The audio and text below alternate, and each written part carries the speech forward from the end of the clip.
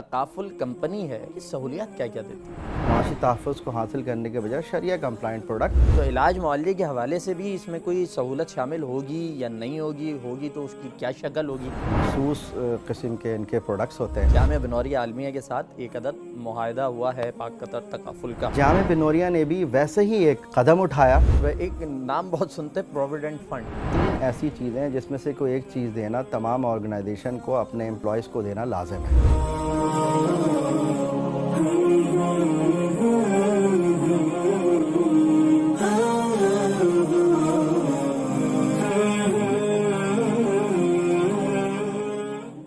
بسم اللہ الرحمن الرحیم. بنوریہ میڈیا پر تمام ہی ناظرین کو میزبان مرزا سبحان بے خوش آمدید کہتا ہے. ناظرین کرام، جیسا کہ آپ جانتے ہیں کہ جامعہ بنوریہ عالمیہ ایک منی ورلڈ کی سی صورت اختیار کر چکا ہے. دنیا کے بیشتر ممالک سے اسٹوڈنٹ یہاں پر موجود ہیں، جہاں اسٹوڈنٹس کے لیے یہاں پہ بہت زبردست اور بے مثال سی سہولیات فراہم کی جاتی ہیں. وہیں دوسری جانب یہاں کا جو عملہ ہے، اساتذہ ہیں، مختلف ڈپارٹمنٹ سے تعلق رکھنے والے لوگ ہیں، جامعہ بنوریہ عالمیہ انہیں مدارس کی تاریخ میں پہلی مرتبہ ایک ڈفرینٹ انداز اور ایک ڈیفرنٹ لک اختیار کرتے ہوئے ان کے لیے جو دیگر سہولیات ہیں ان کا اہتمام بھی کر رہا ہے. وہ سہولیات یقینی طور پر تعلق رکھتی ہیں علاج معالجے کے حوالے سے. لوگوں کو بہت ساری سہولیات کی ضرورت ہوتی ہے، مہنگائی بڑھ گئی ہے. ان تمام چیزوں کو مد نظر رکھتے ہوئے جامعہ بنوریہ عالمیہ کی جانب سے ایک بہت ہی مثبت قدم اٹھایا گیا ہے. وہ کیا ہے، اس کے حوالے سے ہم آپ کو آگے آگاہ کریں گے. ہمارے ساتھ جو مہمان موجود ہیں وہ ان تمام حوالوں سے آج کے اس پروگرام میں گفتگو کرنے لگے ہیں. ہمارے ساتھ موجود ہیں جامعہ بنوریہ عالمیہ کے متخصص اور جو کہ اس وقت وابستہ ہیں پاک قطر تکافل کے ساتھ زونل ہیڈ کے طور پر اپنی ذمہ داریاں انجام دے رہے ہیں. اور جامعہ بنوریہ عالمیہ اور پاک قطر تکافل کے درمیان جو ایک معاہدہ ہوا ہے اس میں بھی آپ نے بڑی بے مثال خدمات انجام دی ہیں. جناب محمد ہاشم خان صاحب، انہیں خوش آمدید کہتے ہیں. السلام علیکم. وعلیکم السلام ورحمۃ اللہ وبرکاتہ. ہاشم صاحب کیسے ہیں آپ؟ ٹھیک ہیں؟ اللہ کا فضل الحمدللہ. الحمدللہ. بہت ساری چیزیں ہیں جو میں نے انٹرو میں بیان نہیں کی اور ان کو ہائیڈ کر لیا ہے کہ آپ کے تھرو ان کا جواب جو ہے وہ ناظرین تک پہنچنا چاہیے. اس سے پہلے کہ یہ جو ایک معاہدہ ہوا ہے جو کہ یہاں کے امپلائیز کو جو کہ 350 کے لگ بھگ ہیں ایک بہت بڑا بینیفٹ دینے جا رہا ہے، اس پہ آنے سے پہلے یہ تو فرمائیے گا کہ آپ نے جامعہ بنوریہ عالمیہ سے اپنا اسپیشلائزیشن مکمل کیا اور اس کے بعد آپ تکافل سے جڑ گئے. تو اس فیلڈ میں آنے کا یہ اتفاق تھا یا پہلے سے پلان تھا؟ یہ سب کیسے عمل میں آیا؟ کچھ روشنی ڈالیں اس پہ. بہت اچھا اور دلچسپ سوال ہے آپ کا، اور میں چاہوں گا کہ اس پہ ضرور روشنی ڈالوں. وہ دراصل ہوا یوں کہ جب میں 2007 میں جامعہ بنوریہ سے تخصص کر کے فارغ ہوا تو 2007 کے بعد میں نے اپنا ایک کاروبار شروع کیا. کاروبار کرنے کے بعد اس کاروبار کی 3 سال کے بعد تھوڑی حالت صحیح نہیں تھی اور اس میں مزید گروتھ نظر نہیں آ رہی تھی، تو میں نے کاروبار سوئچ کرنے کا سوچا. جب میں نے وہ بزنس سوئچ کرنے کا سوچا تو اس دوران جامعہ بنوریہ کے ہی میرے ایک استاد محترم ہیں، انہوں نے مجھے حکماً ارشاد فرمایا، انہوں نے مجھے حکم دیا کہ آپ جو ہے جامعہ بنوریہ کے متخصص ہیں، جامعہ دارالعلوم کراچی کے فاضل ہیں. ویسے تو جو اسلامک فائنینشیل انسٹیٹیوشنز ہیں اس میں شریعہ کمپلائنس کو، شریعہ ایڈوائزری کو دیکھنے کے لیے علماء کرام ہوتے ہیں، لیکن سیلز کے شعبے میں کوئی عالم ہمیں نظر نہیں آتا. تو میں یہ چاہتا ہوں کہ آپ سیلز کے شعبے میں تکافل میں میرے کچھ مراسم ہیں، وہاں پہ آپ جائیں، فلاں بندے سے ملیں. ایون کہ انہوں نے مجھے فون پہ بات کروا دی اس وقت، اور انہوں نے مجھے حکم فرمایا کہ یہ شخص جو ہے آپ کے ساتھ سیلز میں کام کرے گا اور یہاں کے فاضل ہے یہ، تو میں چاہتا ہوں کہ یہ آپ کے ساتھ خدمات انجام دیں. تو میں نے ہمارے یہاں علماء میں اور مدارس میں تو یہ کلچر بہت نارمل ہے کہ ہم اساتذہ کی بات کو کبھی رد نہیں کرتے. کیا بات ہے، یہی تو حسن ہے مدارس کا. ہاں، ہم اساتذہ کی بات کو سراخوں پہ رکھتے ہیں کیونکہ وہ ہمارے روحانی والد ہوتے ہیں. تو میں نے ان کو حکم کو مانا اور میں گیا اور ان سے ملاقات کی، اور اس کو ایز اے پروفیشن جوائن نہیں کیا بلکہ اس مقصد اور اس جذبے کے تحت میں نے اس کو جوائن کر لیا کہ جو میری خدمات انجام میں دے سکتا ہوں اپنی معلومات کی روشنی میں اور اپنی ایفرٹ سے، تو میں اس کام میں جڑ گیا. لیکن رفتہ رفتہ یہ میرا پروفیشن بن گیا. ظاہر ہے 13 سال آپ کو مجھے 13 سال ہو گئے پاک قطر فیملی تکافل کمپنی کے ساتھ وابستگی. ماشاءاللہ. ہاشم بھائی، اس حوالے سے پھر یہ سوال ضرور آتا ہے کیونکہ تکافل کا نام بہت سنا ہے اور کہیں نہ کہیں اس کے بارے میں کسی نہ کسی سے کوئی ڈسکشن ہوتا ہے، گفتگو ہوتی ہے. یہ فرمائیے گا کہ جو تکافل کمپنی ہے یہ سہولیات کیا کیا دیتی ہے؟ دیکھیں تکافل کمپنی ظاہر ایک مخصوص قسم کے ان کے پروڈکٹس ہوتے ہیں کہ جواب کو جاننے سے پہلے کچھ اس کے پس منظر میں جاتے ہیں. ضرور. دیکھیے اسلامک فائنینشیل انسٹیٹیوشن دنیا میں مختلف طرح کے نظام رائج رہے ہیں، کیپٹلزم، سوشلزم، اسی طرح ایک نظام ہے اسلامی معیشت کا نظام، ٹھیک ہے، جو یقیناً عالمگیر ہے، قیامت تک آنے والے لوگوں کے لیے فلاح و بہبود کے لیے بہترین سولوشن ہے یہ. لیکن انفارچونیٹلی ظاہر اسلامی حکومتیں اور ان کے ادوار اس طرح بہت سالوں سے، کئی سو سالوں سے نہیں رہے ہیں، اس پر عمل پیرا حکومتی سطح پہ یا انفرادی سطح پہ اتنی اویئرنیس نہیں ہے. تو یہ اللہ کا فضل ہوا کہ اسلامک فائنینشیل انسٹیٹیوشن کے عنوان سے جو ہے باقاعدہ اسلامی معیشت کا رواج پڑا، جو اسلامی بینکاری کی شکل میں، تکافل کی شکل میں ہے، اسی طرح وہ mutual fund company, asset management company کی شکل میں. یہ تمام کمپنیز جو ہیں، جو اسلامک ادارے ہیں، وہ شریعہ کمپلائنٹ پروڈکٹ رکھتے ہیں، اور یہ تمام کے تمام پروڈکٹ جو ہے اسلامک ہوتے ہیں، کیونکہ شریعہ کمپلائنٹ پروڈکٹ ہوتے ہیں یہ. تو تکافل بھی انہی تمام شعبوں میں سے ایک شعبہ ہے. تکافل کے جو بنیادی اس کا جو کام ہوتا ہے وہ ہوتا ہے سرمایہ کاری اور معاشی تحفظ. در حقیقت معاشی تحفظ اس کی اصل روح ہے تکافل کی. سرمایہ کاری تو اور بھی ادارے دے رہے ہیں، پاک قطر اور دیگر اور ادارے بھی دے رہے ہیں، بہت سارے ادارے ہیں. بینکنگ سیکٹر میں بھی سرمایہ کاری ہے، اسلامی سرمایہ کاری، لیکن معاشی تحفظ جو ہے وہ اس کی اصل روح ہے. یعنی اگر خدا نہ خواستہ گھر کے کفیل کی ڈیتھ ہو جائے یا پیرالائز ہو جائے، کوئی حادثے کی صورت میں کچھ ہو جائے، یا نیچرلی کچھ طبعی مسہیپ ہو جائے، تو فیملی کو بیک اپ پہ ایک فائنینشلی سپورٹ رہے. کیونکہ دیکھیں جو مورل لاس ہے، یہ تو لاس ہے نا ایک بہت بڑا، کسی گھر کے کفیل کا چلا جانا دنیا سے، یہ تو مورل لاس ہے. اس کی کمی کو تو سوائے اللہ صبر عطا فرمائے اس کے علاوہ تو کوئی حل نہیں ہے. لیکن فائنینشیل لاس بھی تو اس کے ساتھ ساتھ ہوتا ہے نا، جو ناقابل انکار حقیقت ہے. تو اس فائنینشیل لاس کو کور کرنے کے لیے تکافل کا نظام آیا. اب تکافل کی جتنی پروڈکٹ ہیں وہ شریعہ کمپلائنٹ پروڈکٹ ہوتی ہیں، لہٰذا عوام اسے اگر اس کو معاشی تحفظ کو حاصل ہی کرنا چاہتی ہے تو بجائے سودی انشورنس کے جو ہے نا ذریعے سے اس معاشی تحفظ کو حاصل کرنے کے بجائے شریعہ کمپلائنٹ پروڈکٹ تکافل کمپنیز کے پاس موجود ہے، اس کو اختیار کریں، جو بالکل اس کی روشنی میں تیار کرتا ہے یہ. تو تکافل جو ہے بیسیکلی معاشی تحفظ اور ساتھ ساتھ مختلف پروڈکٹس سے سرمایہ کاری بھی فراہم کرتا ہے. پھر اسی طرح تکافل دو اور شعبوں میں بھی کام کرتا ہے کہ ایسٹ کی پروٹیکشن، کہ مرین وغیرہ، یا جو جرنل تکافل کہلاتا ہے، مرین کا تکافل، امپورٹ ایکسپورٹ، مرین مطلب جو امپورٹ ایکسپورٹ جہاز کے ذریعے سے جو درآمد برآمد مال کا ہو رہا ہوتا ہے اس کی پروٹیکشن. اسی طرح جو ہے وہ ویئر ہاؤسز ہوتے ہیں، اس کی پروٹیکشن، کہ اگر اسے خدا نہ خواستہ نقصان ہو جائے، آگ لگ جائے، اس کی تلافی ممکن ہو سکے. کیونکہ ایک سرمایہ دار ہے، اس کا کل سرمایہ ڈوب جائے تو وہ سرمایہ داری میں پھر آگے کیسے بڑھے گا، تو اس کو ایک تکافل کے عنوان سے پروٹیکٹ کر دیا جاتا ہے. تحفظ، جی ہاں بالکل، لیکن شریعہ کمپلائنٹ پروڈکٹ ہے. یعنی اس میں وہ قباحتیں، آگے یہ بات آئے گی کہ اس میں کیا قباحتیں نہیں ہوتی ہیں جس کی وجہ سے شرعاً یہ شریعہ کمپلائنٹ بن جاتی ہے. تو میں یہ عرض کر رہا تھا اسی طرح یعنی جرنل کے شعبے میں بھی تکافل کام کرتا ہے، اور معنی اسی طرح علاج معالجے کے شعبے میں بھی تکافل کام کرتا ہے. اور علاج معالجہ انفرادی سطح پہ بھی ہو سکتا ہے اور اجتماعی سطح پہ بھی، آرگنائزیشن کی شکل میں بھی ہوتا ہے. تو یہ تمام شعبے جات تکافل کے ہوتے ہیں. در حقیقت تکافل جو ہے وہ معاشی تحفظ اور علاج معالجہ اور نقصان کی تلافی کے لیے وجود میں آیا ہے، جو نان شریعہ کمپلائنٹ کا متبادل اسلامک متبادل ہے. ٹھیک ہے، اور بہترین متبادل ہے، لوگ اس کے اوپر تھوڑا سا غور کریں. تو دوسری طرف آتے ہیں، کیونکہ میں نے ابتدا میں کہا تھا کہ جامعہ بنوریہ عالمیہ کے ساتھ ایک عدد معاہدہ ہوا ہے پاک قطر تکافل کا. اس کے کچھ فوائد پر روشنی ڈال دیں، اور ساتھ ہی ایک اہم سوال ہے، کیونکہ آج کل جو علاج ہے وہ ایکسٹرا آرڈنری مہنگا ہو گیا ہے. تو علاج معالجے کے حوالے سے بھی اس میں کوئی سہولت شامل ہوگی یا نہیں ہوگی تو اس کی کیا شکل ہوگی، بیان فرمائیے. جیسا کہ میں نے ابھی تھوڑی دیر پہلے ہی آپ کو بتایا کہ تکافل کے مختلف شعبہ جات ہوتے ہیں. ٹھیک ہے، یعنی فائنینشیل پروٹیکشن حاصل کرنا یا املاک کا تکافل کرانا. اسی طرح علاج معالجہ کے حوالے سے بھی تکافل کی پروڈکٹ اور اس کے بھی شعبہ موجود ہے. تو جامعہ بنوریہ اور پاک قطر کے درمیان جو یہ معاہدہ، یہ بیسیکلی اسی لیے ہے کہ جس طرح اور آرگنائزیشن اور کارپوریٹس اپنے امپلائیز کو فیسیلیٹیٹ کرتی ہیں، علاج معالجہ کی سہولیات فراہم کرتی ہیں، تو جامعہ بنوریہ نے بھی ویسے ہی ایک قدم اٹھایا اور جامعہ بنوریہ نے پاک قطر کے ساتھ مل کر میوچل ایک معاہدہ طے کیا کہ اپنے امپلائیز کو وہ کیسے علاج معالجہ کی سہولت فراہم کر سکتے ہیں.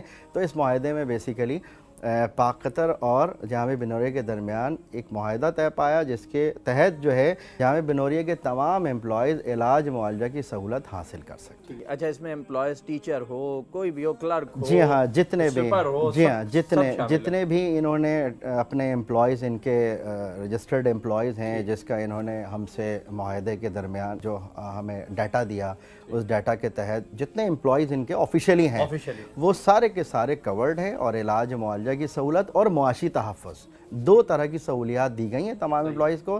ایک علاج معالجہ کی سہولت ہر امپلائی کو دی گئی ہے اور ایک معاشی تحفظ بھی انہیں اسی معاہدے کے اندر انہیں دو چیزیں انہیں فراہم کی گئی. ان کے لیے اگر معاشی تحفظ کو تھوڑا سا واضح کر دیں.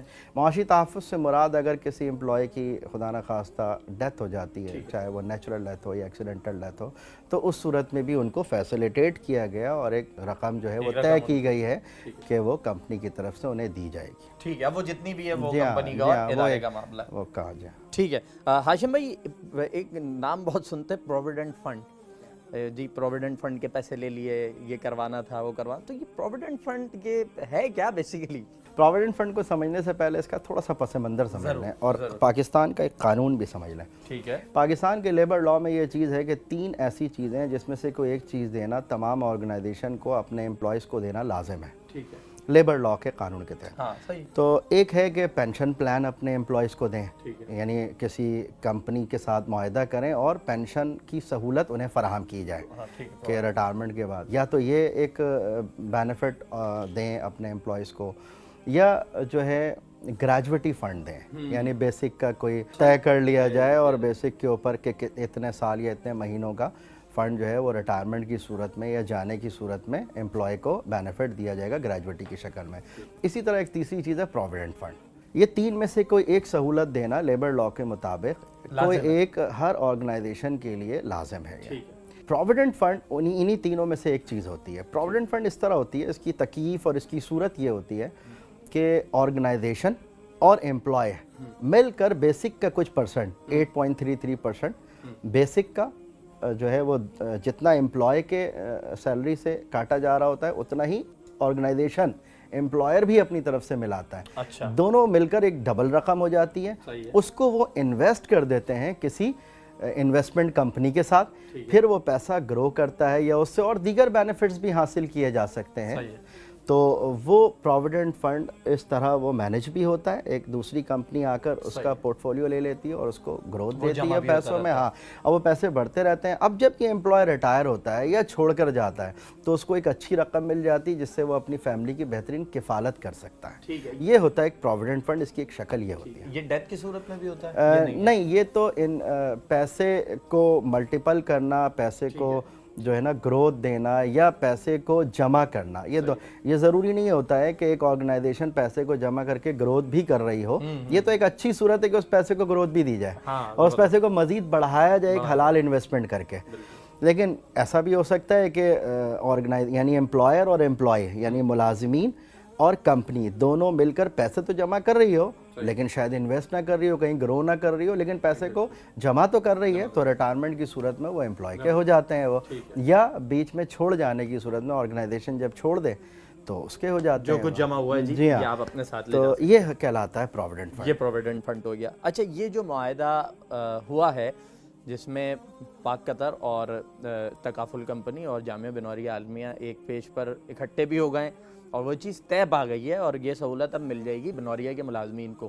تو یہ معاہدہ کب تک چلے گا کتنے عرصے کا ہے؟ ظاہر سی بات ہے ہر چیز کی ایک میعاد ہوتی ہے اور اس میعاد کے بعد اسے ایکسپائر ہو جانا ہوتا ہے. اس معاہدے کی ابتدا تو ہو گئی ہے اور انتہا کی کوئی لمٹ نہیں ہوتی ہے. یہ ڈیپینڈ کرتا ہے آپ کی آرگنائزیشن کے اوپر.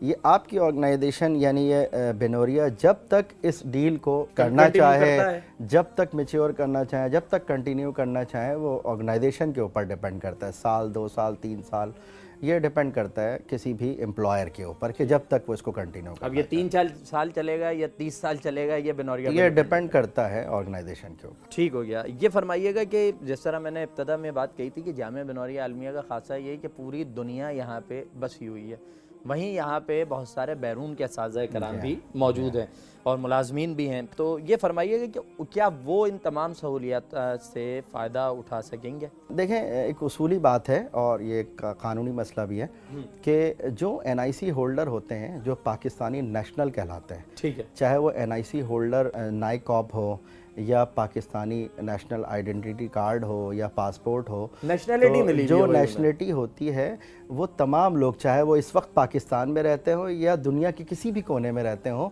وہ کسی بھی پاکستان کی انویسٹمنٹ کمپنی یا تکافل کمپنی یا کسی بھی کمپنی کے ساتھ معاہدہ بھی کر سکتے ہیں, پارٹ بھی بن سکتے ہیں, کسٹمر بھی بن سکتے ہیں. تو اصولی بات یہی ہے. لہذا جو این آئی سی ہولڈر ہوتے ہیں, جو نیشنل ہوتے ہیں, تو وہ تمام لوگ اس کی سہولیات ان کو فراہم کی جا سکتی ہیں, اور جو نیشنل نہیں ہوتے ہیں ظاہر ہے ان کے لیے یہ سہولیات نہیں ہوتی ہیں. ٹھیک ہے, کوئی اگر کسی دوسرے ملک سے تعلق رکھتا ہے, نیشنلٹی مل چکی ہے, تو جی آپ بالکل اس سے آپ فیضیاب ہوں گے.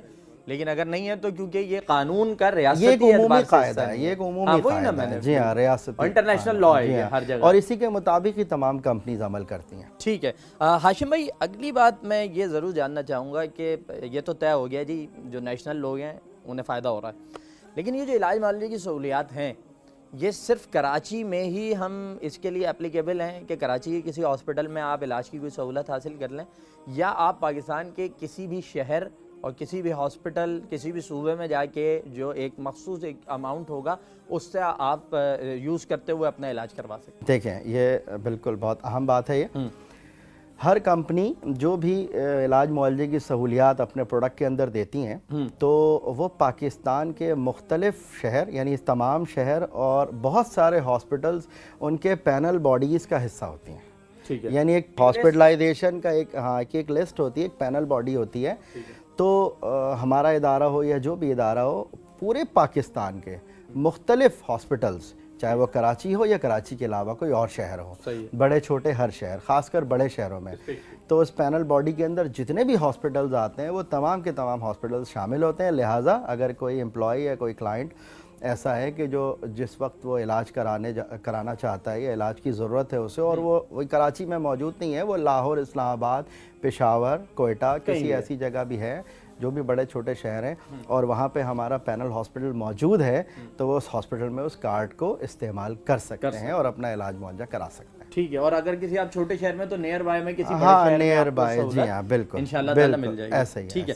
ہاشم بھائی, اگلا سوال بہت اہم ہے اور وہ یہ ہے کہ اگر کسی ادارے کے ساتھ آپ کا تعاون ہے اور وہاں سے کوئی ملازم چھوڑ کے کسی اور جگہ چلا جاتا ہے, اور وہ ایسی جگہ ہے کہ جس کے ساتھ آپ کی کمپنی کا معاہدہ نہیں ہوا ہوا, تو کیا وہ ملازم حسب سابق ان تمام سہولیات سے فائدہ اٹھا سکے گا یا نہیں اٹھا سکے گا؟ ہاں بالکل. یہ اصل میں یہ کمپنی کے اور آرگنائزیشن کے رولز کے اوپر یہ چیز ڈپینڈ کرتی ہے. جس طرح کا معاہدہ میں ایم او یو میں جس طرح کی شق اسائن ہوتی ہے, جس طرح کا رول طے کیا ہوتا ہے دونوں مابین دونوں کمپنیوں نے آپس میں, یعنی آرگنائزیشن امپلائر نے اور جن کے ساتھ یہ معاہدہ ہوا ہے جو فیسیلیٹیٹ کر رہی ہے کمپنی, ان دونوں کے درمیان جس طرح کا معاہدہ طے ہوا ہوتا ہے اسی کے مطابق ہی وہ عمل پیرا ہوتے ہیں. لہٰذا اگر آرگنائزیشن نے, امپلائر نے اجازت دی ہوئی ہے کہ میرا کوئی امپلائی مجھے چھوڑ کر جاتا ہے اور بعد میں وہ انڈیویجول ہو سکتا ہے اور وہ اس کی اجازت دیتے ہیں, تو اس کی اجازت مل جاتی ہے, اور اگر وہ اجازت نہیں دیتے تو وہیں پہ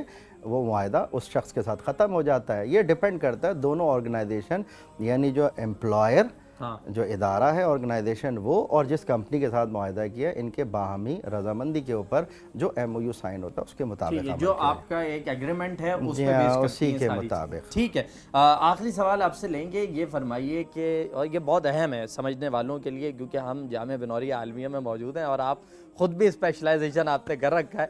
سوال یہ کہ سودی انشورنس اور تکافل, ان دونوں کے درمیان جو بنیادی فرق ہے ذرا واضح فرما دیں, کیونکہ عموماً لوگ ان میں تخصیص کر نہیں پاتے کہ جی کیا ڈفرنس کیا ہے, بیان کرتا ہے. اگر اس کو میں مختصراً بیان کروں بہت سادے الفاظ میں, کہیں پہ کوئی عنصر اور کہیں پہ کوئی عنصر, کوئی ایسا نان کمپلائنٹ ایشو آ جاتا ہے جس میں سے تین بہت بنیادی اور اہم ہیں. سود جسے انٹرسٹ کہتے ہیں, قمار جسے جوا اور میسر بھی کہتے ہیں, اور انسرٹینٹی جس کو غرر کہتے ہیں یا غیر یقینی صورتحال. یہ تین ایلیمنٹس ایسے ہیں جو سودی انشورنس کے اندر بعض شعبوں میں تینوں عناصر پائے جاتے ہیں بعض شعبوں کے اندر 2 عناصر پائے جاتے ہیں، بعض شعبے کے اندر ایک عنصر پایا جاتا ہے، لیکن یہ وہ عناصر ہے کہ جو کسی بھی عقود معاوضہ کے اندر ان تینوں میں سے کوئی بھی ایک ریزن، بنیادی طور پہ انشورنس عقد معاوضہ کہلاتا ہے تحقیقی اعتبار سے، عقد معاوضہ کے اندر ان تینوں میں سے کوئی بھی ایلیمنٹ آ جائے تو شرعاً وہ نان کمپلائنٹ ہو جاتا ہے، اس کے بینیفٹس حاصل کرنا شرعاً جائز نہیں ہوں گے۔ تکافل نے یہ کیا ہے کہ ایک ایسا پروڈکٹ ڈیزائن کیا، ایک ایسا ماڈل تیار کیا وقف اور وکالہ کی بنیاد پہ، جو پاکستان کے اندر جو ماڈل چل رہا ہے، ویسے تو اس کے اور بھی ماڈیول ہیں، سب سے بنیادی بات تو یہ کہ یہ جو تکافل ماڈیول بنا ہے یہ عقد معاوضہ کی بنیاد پہ نہیں ہے بلکہ عقد تبرع اور احسان کی بنیاد پہ اس کا جو وقف ماڈل ہے وہ بنا ہے۔ وقف ماڈل اور انویسٹمنٹ ویسی کمپلائنٹ انویسٹمنٹ کا جو پورشن ہے وکالہ والا وہ ہے، تو ان دونوں پورشن کے اندر مجموعی طور پہ تکافل کے اندر ان تینوں میں سے کوئی بھی ایلیمنٹ نہیں پایا جاتا۔ ٹھیک ہے، یعنی سودی انشورنس اگر حرام ہوا تھا تو وہ ان عناصر کی وجہ سے ہوا تھا، اور یہی عناصر اگر نہ پائے جائیں کسی اور ماڈیول میں تو وہ یقیناً لا محالہ حلال ہوگا، اس لیے کیونکہ جو اسباب تھے، جو علتیں تھیں حرام ہونے کی، وہ علتیں پائی نہیں گئیں، اس لیے اس کے تمام پروڈکٹ کمپلائنٹ ہے، جس میں جید مفتیان کرام، مستند مفتیان کرام کے فتاوی جات موجود ہیں، جس پر باقاعدہ کئی سال تک تحقیق کے بعد جو ہے، ریسرچ کے بعد یہ چیزیں سامنے آئی ہیں جو قابل عمل بھی ہیں اور قابل اعتماد بھی ہیں۔ تو یہ ہے اصل بنیادی فرق۔ بہت شکریہ جناب محمد ہاشم خان صاحب، زونل ہیڈ پاک قطر تکافل، آپ ہمارے ساتھ موجود تھے اور آپ نے ان تمام چیزوں پر بہت ہی خیر حاصل گفتگو ہمارے ساتھ کی اور چیزوں کو واضح کیا۔ بہت شکریہ سر تشریف لانے کے لیے۔ بہت شکریہ۔ ناظرین کرام، گفتگو آپ نے سنی اور یہ ہماری ایک سیریز ہے، انشاءاللہ ہم اس کو کنٹینیو کریں گے۔ دیگر سہولیات جو جامعہ بنوریہ عالمیہ اپنے اسٹوڈنٹس کو، اپنے ملازمین کو، اپنے اساتذہ کرام کو دے رہا ہے، انشاءاللہ اس کے حوالے سے بھی آپ کو اویئر کرتے رہیں گے۔ یہاں پروگرام کا وقت اپنے اختتام کو پہنچتا ہے۔ میزبان مرزا سبحان بیگ کو اجازت دیجیے، اللہ نگہبان۔